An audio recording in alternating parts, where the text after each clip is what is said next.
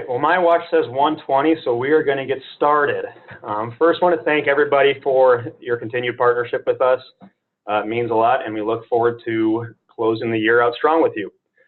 So what we're going to talk about today, high-risk cases, what to do with them, and how to get that process started.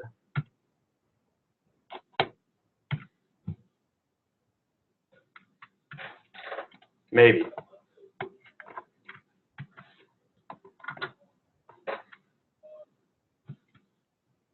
There we go.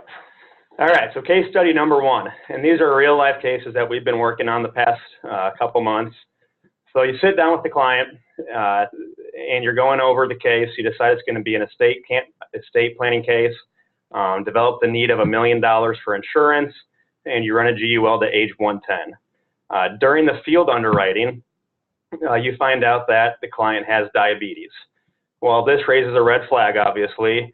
You know it's going to impact the rating, the premium, so now what? Well, essentially you have three options.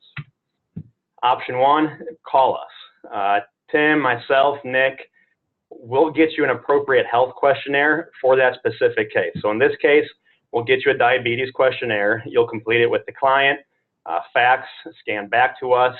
Once we receive it on our end, we're going to send that questionnaire out to our carrier underwriters to have them review. Based off the results, the answers, our carriers, they're going to get us a tentative offer within 48 hours. And that will have the rating, the price, and we'll get you that, the reason for the rating, the most competitive, usually 2 carriers. We'll get you all that within 48 hours so you can go back to your client, show them the rates, and proceed from there. So option number 2. Let's say you're sitting across from your client and you guys are in a hurry, want to expedite the process. Well, while working with us, you have access to all of those health questionnaires on our website. So if you go to McGillBrokerage.com, under the underwriting tab that you see right there, go down to the 3rd underwriting guide, click that, and it will take you to just about every health condition on the planet. So just scroll down to the diabetes form, print it out, fill it out with the client, send it to us, and once again, we'll ship it off to our underwriters, and within 48 hours, we'll get you a tentative quote. So option 3, let's say you're sitting down with your client, you're going through the health questions, and on top of diabetes, you find out that not only do they have diabetes, but they have congestive heart failure, they've had strokes in the past. This might be a good opportunity for a trial application. So what's a trial application? It's going to be a non-formal application with a minimum face amount requirement of $1 million. This is what the carriers require. We will send in that non-formal app. We'll get the medical records and send them to all the carriers to negotiate. The carriers will review, provide us with a tentative offer. The pros of going this route is we will get a solid tentative offer. It's not going to be a hit on the client's MIB. The cons, this is going to be a lengthy process. It's usually going to take between a month or 2, possibly up to 3, before we get an answer for you and your client. And once again, you will have access to this trial app on our website. It's under the Forms tab, and it's the 3rd one down. Click on that trial app. If not, we can absolutely send that to you as well. So case study number 2. Let's say you already took the app. The policy was issued, but it was issued at a higher rating, or even worse, it was a decline. What do we do now? So in this case, we had a 45-year-old. We knew that he had some health issues, so we were hoping for a standard or table 2 rate. We proposed a $500,000 GUL with the LTC rider on it, sent the application in nationwide with a $5,304 annual premium. Went through underwriting.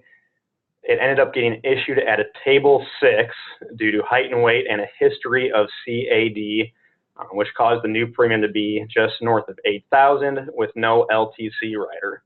So what do you do now? Well, first, let us know.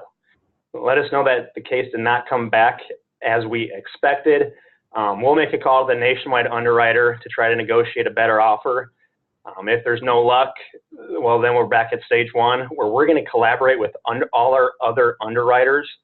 Based off the information we have, all the medical files, we're hoping that we can get a better offer somewhere else. In most cases, all we need from you and your client is a signed HIPAA release form that allows us to send these medical files to other carriers, or if we do need to gather more medical files, that will allow us to do that as well. So the outcome of this case is we did pivot to Prudential. We got a table 2 with them, and it got the premium back around the 5,000 mark, 5,960, and this agent was able to sell that case because of that. So what if we go through this entire process, and at the end of the day, the client's just not healthy enough to get a traditional life policy? Well, we still have a couple options for you. We can go with the guaranteed issue policy. Majority of cases, we can get up to $50,000 of coverage. There are no health questions on these policies. So when it says guaranteed issue, it will be guaranteed issue. Or we can take it to a reinsurance carrier. We can get up to $4 million with them. This is going to be a lengthy process, but it does work, and we're looking for those cases that were declined, and they can usually offer within the table 10 to 20 range. So what if you've had a case that was highly rated or declined in the past? Well, I would encourage you to dig into those. Chances are that we can find a home for them. Timing is everything when it comes to underwriting, and carriers and these underwriters, they've become more and more liberal throughout the years.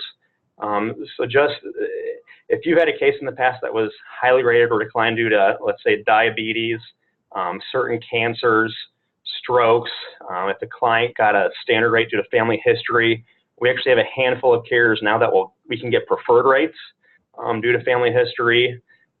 Foreign travel, foreign nationals, underwriting has got much more liberal in those cases. So at the end of the day, we would encourage you, if you've had any cases in the past that have been highly rated or declined in the past few years, dig those out, call us, email us. We'll work and talk together with you through those. This is Tim Simmons. I'd like to cut in on this and just mention a couple things about the underwriting and the carriers. You know, Jim McGill said a long time ago that underwriting is not an exact science, but can be an art, and there's truth to that. You may have had a situation where you went to another carrier, you went to another brokerage firm, and specifically another brokerage firm where you've been told, oh, we just can't get it done.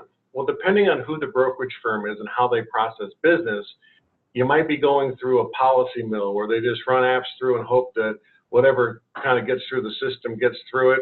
And sometimes we've even discovered that some brokerage firms have never even sent those cases to the carrier themselves. So if you do run across that and you say, hey, I've used somebody else, or they said this carrier can't do it, I've got proof in the past where we've actually taken a case that went through another organization, Prudential, and was declined. They ran it through us, and we got them standard plus non-tobacco. The point is, it's the relationships that we have with our underwriters and what we do in the marketplace that gives us a distinct difference, what makes us different than our competition. The one thing that's important to the producers more than anything else in the world is underwriting. If you ask us what we do better than anybody else, it's underwriting, because everybody else has got contracts, compensation, technology, et cetera, but underwriting is the key, and I think that's what we do better. So Dan, go ahead about the next steps. Awesome. Well, that is it. We appreciate your time, and these will be on our website, the slides, and this webinar as well. And once again, if you have any questions or want to discuss any cases with us, please call us. We'd be more than happy to walk through them with you.